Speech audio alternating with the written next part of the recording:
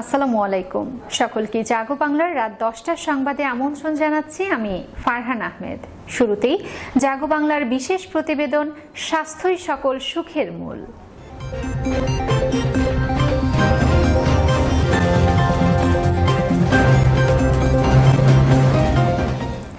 আজ থাকছে শসার নানা পুষ্টিগুণের উপর বিশেষ প্রতিবেদন।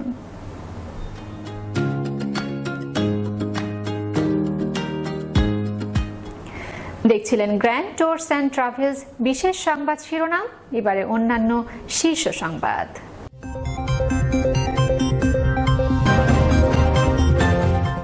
ফরিদপুরে এবছর 425 কোটি টাকার পেঁয়াজের বীজ উৎপাদন। ভালো দামে পেঁয়াজের বীজ বেচতে পেরে খুশি উৎপাদনকারীরা।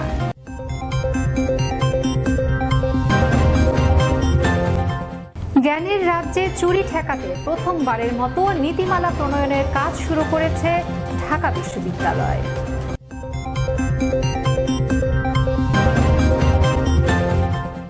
ঢাকা মেট্রোপলিটন পুলিশে চলছে শুদ্ধি অভিযান। সন্দেহভাজন মাদকাসক্ত সদস্যদের চলছে ডোপ টেস্ট।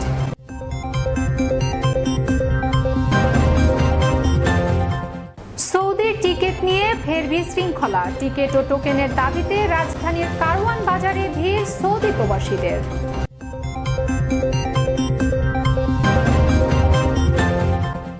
করোনা ভাইরাসের কারণে 7 মাস বন্ধ থাকার পর আজ রোববার থেকে সীমিত পরিসরে শুরু হয়েছে পবিত্র উমরা হজ।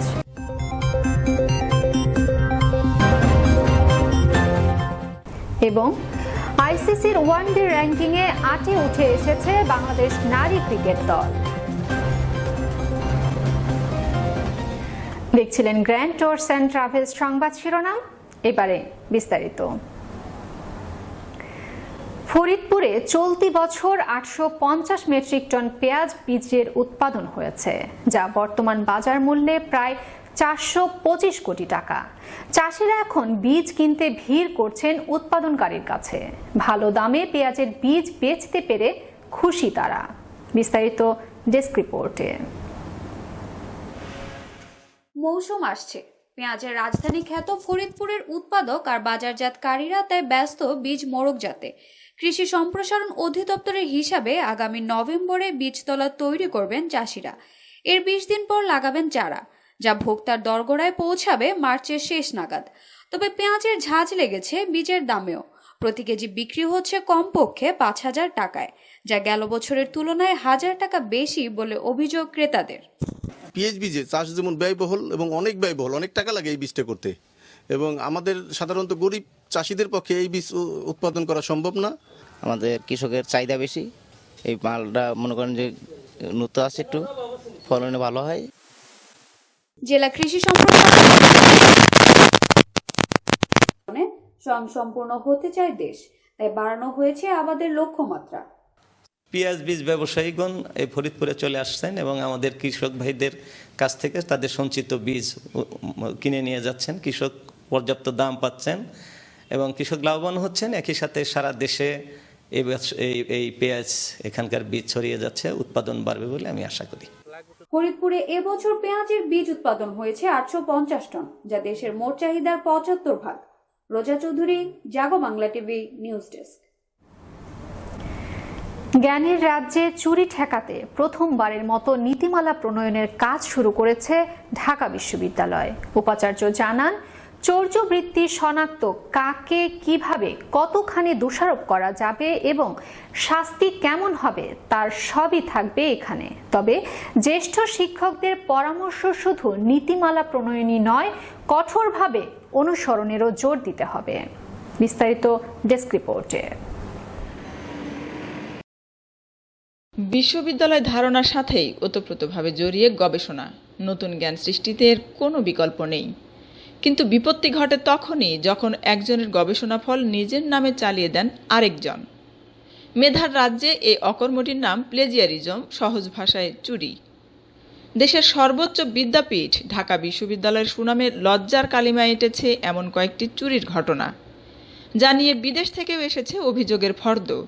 এই যেমন ওষুধ প্রযুক্তি বিভাগের সহযোগী অধ্যাপক আবুল কালাম লুৎফুল কবিরের পিএইচডির অভিসন্দর্ভ 98% হুবহু নকলের অভিযোগ সুইডেনের গোথেনবার্গ বিশ্ববিদ্যালয়ের অধ্যাপক জোনাস নিলসনের।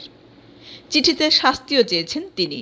যুক্তরাষ্ট্রের শিকাগো প্রেসের অভিযোগের পর আলোচনায় আসে গণযোগাযোগ ও সাংবাদিকতা বিভাগের সহযোগী অধ্যাপক সামিয়া রহমান ও ক্রিমিনোলজি বিভাগের প্রভাষক সৈয়দ মাহফুজুল হক প্লেজিয়ারিজম, যা প্রমাণিত তদন্তেও।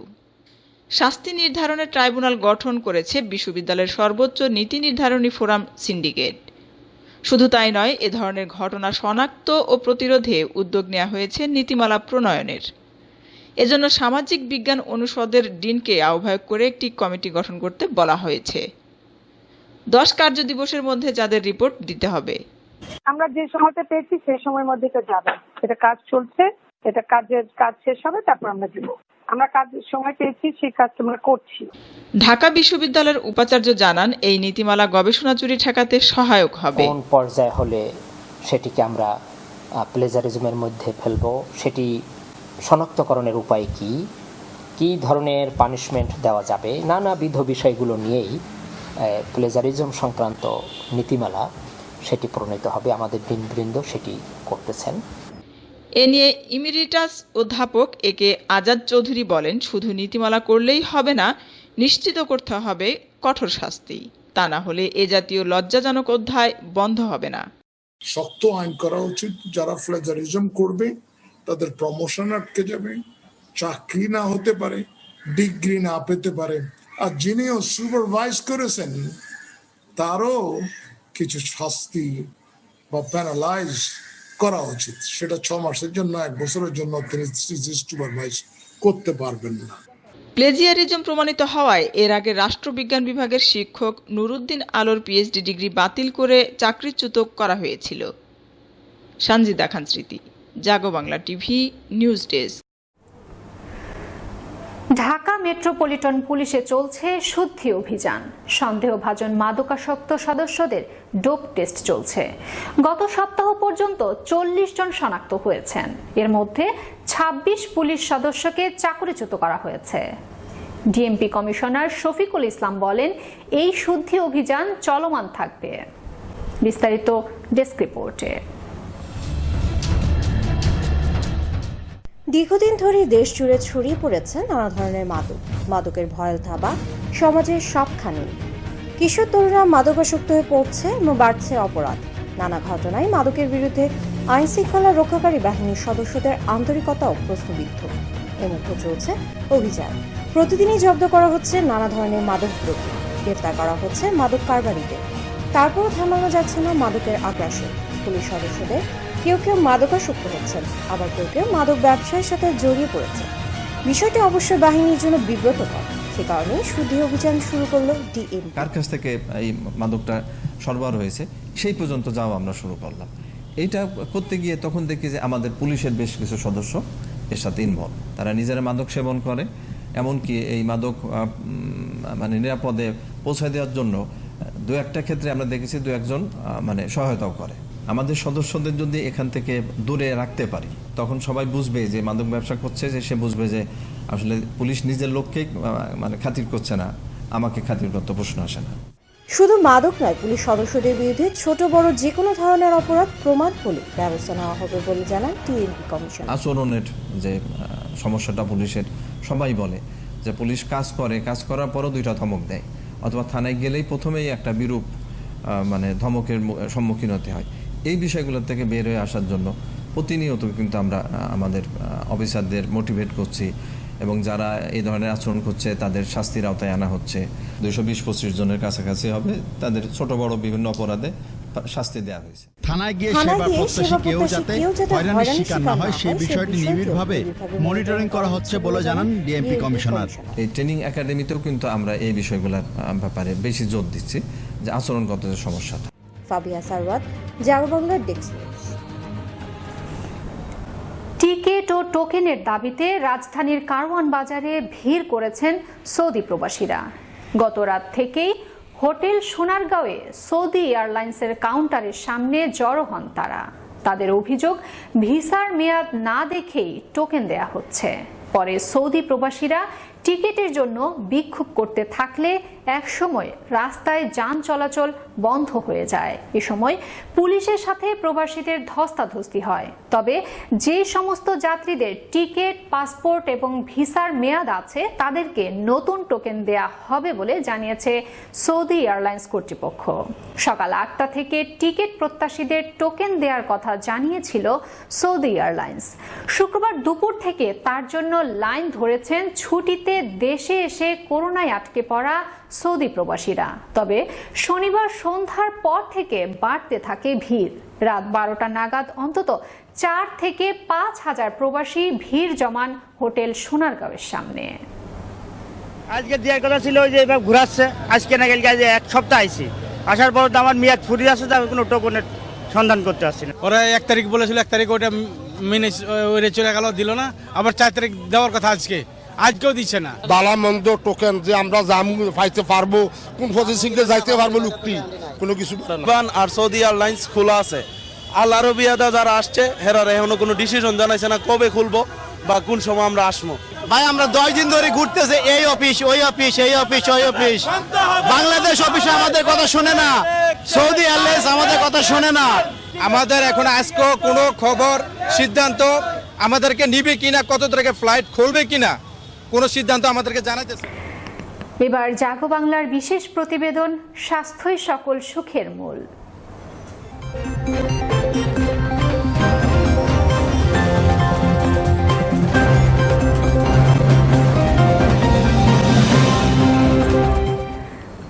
ভাদ্র মাসে তাল পিঠা, আশ্বিনেতে শশার মিঠা। ভাওয়াইয়া এই গানের শশা শুধু মিঠা নয়, রয়েছে নানা পুষ্টিগুণও। তাই দেশীয়, থাই, চাইনিজ কিংবা পশ্চিমা খাবার সবগুলোতে রয়েছে শশার ব্যবহার। বিশেষজ্ঞরা বলছেন শশাতে খাদ্যোপযোগী ফাইবার থাকার কারণে ওজন কমাতে ভীষণ সহায়ক এই সবজিটি। ত্বককে সুন্দর এবং উজ্জ্বল রাখার জাদুকরী ক্ষমতাও রয়েছে শশার। তাই রূপচর্চার উপকরণ হিসেবেও এর জুড়ি মেলাভার।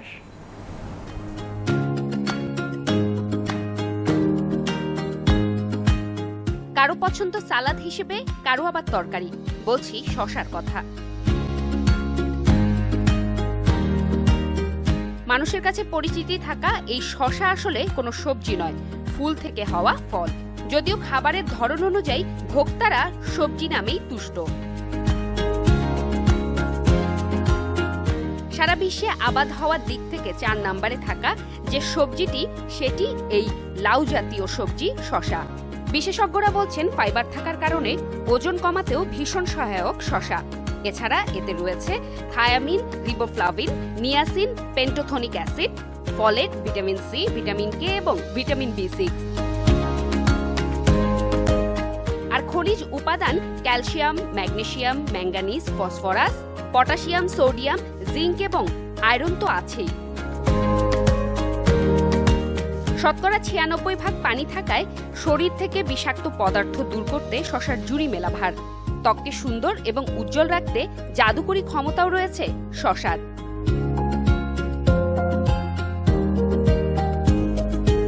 সারা বিশ্বে তাই সৌন্দর্য পিপাসু মানুষদের পছন্দের তালিকার শীর্ষে এই সবজিটি।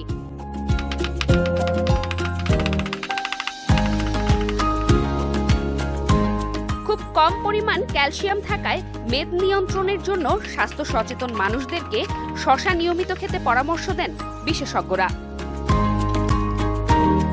শশা আমাদের জন্য খুবই উপকারী, কারণ এটাতে আমরা জানেন জলীয় অংশের পরিমাণ অনেক বেশি, প্রায় 96% পানি থাকে এবং গরমের বিকল্প হিসেবে আমরা শশাকে অনেক সময় বিবেচনা করি। আমরা আসলে ওজন কমানোর জন্য অনেক পয়সা খরচ করি, তবে আমরা যদি নিয়মিতভাবে শশা খেতে পারি তাইলে আমাদের ওজন কমানো অত্যন্ত সহায়ক।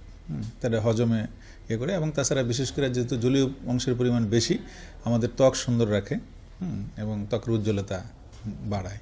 সাথে ভিটামিন সি এবং অন্যান্য যে ভিটামিনস, মিনারেলস, খনিজগুলো থাকে যা আমাদের দেহের ইমিউনি শক্তি অর্থাৎ রোগ প্রতিরোধ ক্ষমতা আমাদেরকে বাড়ায়। এবার আন্তর্জাতিক সংবাদ।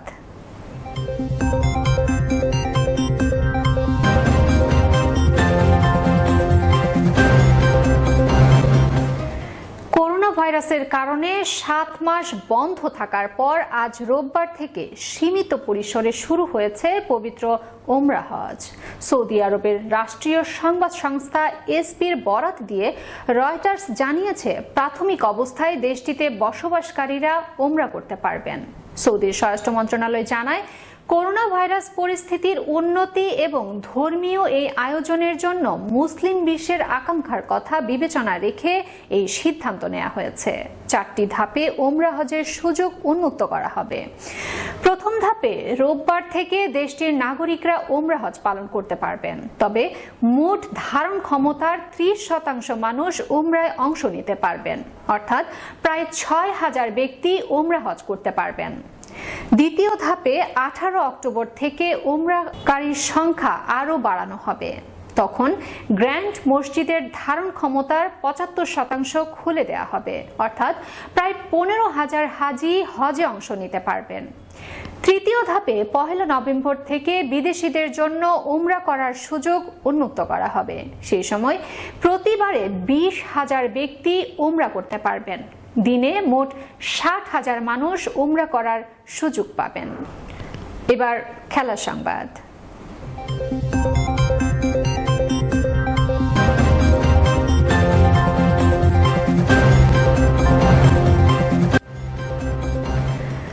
আইসিসির ওয়ানডে র্যাঙ্কিংয়ে 8-এ উঠে এসেছে বাংলাদেশ নারী ক্রিকেট দল। আগের র্যাঙ্কিংয়ে বাংলাদেশের থেকে 1 পয়েন্ট বেশি নিয়ে 8ম স্থানে ছিল লঙ্কান নারী দল। এবার 1 ধাপে এগিয়েছে বাংলাদেশ। তবে ওয়ানডে র্যাঙ্কিংয়ে উন্নতি হলেও টি-20 র্যাঙ্কিংয়ে 9ম স্থানে রয়েছে। আইসিসির নতুন র্যাঙ্কিংয়ে বাংলাদেশ দলের 7 পয়েন্ট বেড়েছে। এর ফলে বর্তমান রেটিং পয়েন্ট 61 নিয়ে 8ম স্থানে উঠে এসেছে টাইগ্রেসরা। পাশাপাশি শ্রীলঙ্কার নারীদের 8 পয়েন্ট কমে হয়েছে 47 পয়েন্ট। তারা নেমে গেছেন 9ম স্থানে। র্যাঙ্কিংয়ে 1 ধাপ উন্নতি হয়েছে দক্ষিণ আফ্রিকারও। 1 ধাপ এগিয়ে 107 রেটিং পয়েন্ট নিয়ে 4র্থ স্থানে আছে তারা। প্রোটিয়া নারীদের উন্নতিতে 5ম স্থানে নেমে যেতে হয়েছে নিউজিল্যান্ড নারী দলকে। এছাড়া র্যাঙ্কিংয়ের শীর্ষ 10-এ কোনো পরিবর্তন নেই। 160 রেটিং পয়েন্ট নিয়ে শীর্ষস্থান ধরে রেখেছে অস্ট্রেলিয়া। 121 রেটিং পয়েন্ট নিয়ে দ্বিতীয় স্থানে আছে ভারত। 2 পয়েন্ট কম নিয়ে তৃতীয় স্থানে ইংল্যান্ড। এদিকে নারীদের ক্রিকেটে টি-20 র্যাঙ্কিংও প্রকাশ করেছে আইসিসি। এই তালিকায় আগের মতোই 9ম স্থানে আছে বাংলাদেশ, যার রেটিং পয়েন্ট হয়েছে 192। সংবাদ শেষ করার আগে গ্র্যান্ড ট্যুরস অ্যান্ড ট্রাভেলস শিরোনামগুলো জানিয়ে দিচ্ছি আরও একবার। ফরিদপুরে এবছর 425 কোটি টাকার পেঁয়াজের বীজ উৎপাদন। ভালো দামে পেঁয়াজের বীজ বেচতে পেরে খুশি উৎপাদনকারীরা।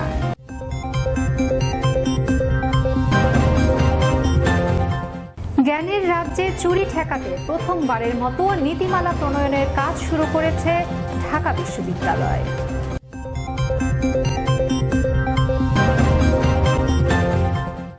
ঢাকা মেট্রোপলিটন পুলিশে চলছে শুদ্ধি অভিযান। সন্দেহভাজন মাদকাসক্ত সদস্যদের চলছে ডোপ টেস্ট।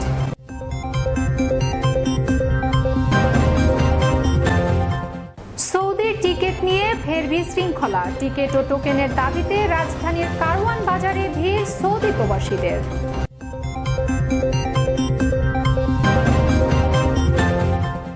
করোনা ভাইরাসের কারণে 7 মাস বন্ধ থাকার পর আজ রোববার থেকে সীমিত পরিসরে শুরু হয়েছে পবিত্র ওমরা হজ।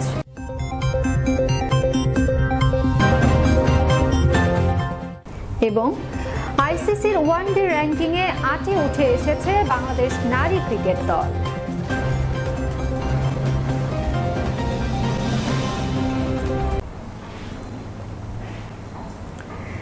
ফরিদপুরে এবছর 425 কোটি টাকার পেঁয়াজের বীজ উৎপাদন। ভালো দামে পেঁয়াজের বীজ বেচতে পেরে খুশি উৎপাদনকারীরা। জ্ঞানের রাজ্যে চুরি ঠেকাতে প্রথমবারের মতো নীতিমালা প্রণয়নের কাজ শুরু করেছে ঢাকা বিশ্ববিদ্যালয়। ঢাকা মেট্রোপলিটন পুলিশে চলছে শুদ্ধি অভিযান। সন্দেহভাজন মাদকাসক্ত সদস্যদের চলছে ডোপ টেস্ট। সৌদির টিকিট নিয়ে ফের বিশৃঙ্খলা। টিকিট ও টোকেনের দাবিতে রাজধানীর কারওয়ান বাজারে ভিড় সৌদি প্রবাসীদের। করোনা ভাইরাসের কারণে 7 মাস বন্ধ থাকার পর আজ রোববার থেকে সীমিত পরিসরে শুরু হয়েছে পবিত্র উমরা হজ। এবং আইসিসির ওয়ানডে র্যাঙ্কিংয়ে 8-এ উঠে এসেছে বাংলাদেশ নারী ক্রিকেট দল।